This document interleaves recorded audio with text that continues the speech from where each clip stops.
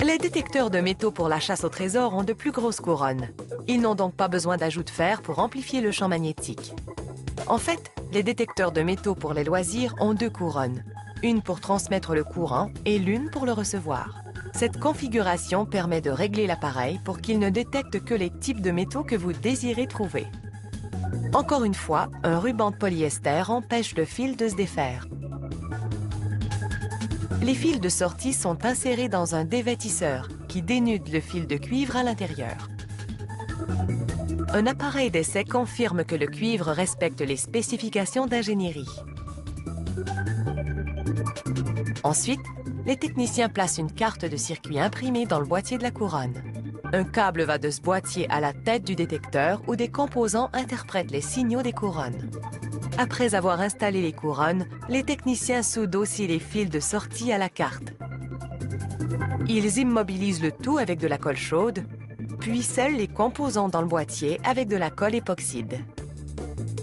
Ils installent ensuite une carte de circuit imprimée dans le panneau du contrôle du détecteur.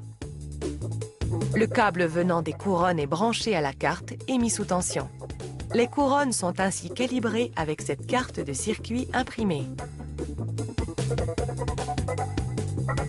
La calibration est maintenant testée avec 3 types de matériaux différents que les détecteurs de métaux pourraient trouver dans le sol: du fer, de l'argent et du nickel.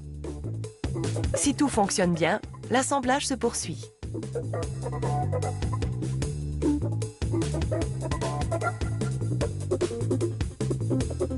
Un petit haut-parleur est installé pour l'alarme.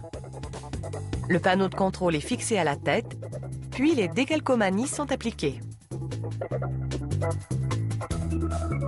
Une poignée et un support bras sont ajoutés, puis une longue tige. Le câble de la couronne s'enroule autour de la tige et se branche à la tête du détecteur.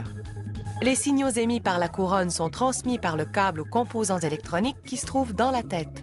Un petit ordinateur les analyse afin de déterminer si le détecteur a repéré du métal. Si c'est le cas, l'ordinateur active un circuit qui déclenche l'alarme et affiche un message. Les détecteurs de métaux ne sont toutefois pas confinés au sol. Il en existe des versions pour la plongée sous-marine qui sont entièrement submersibles.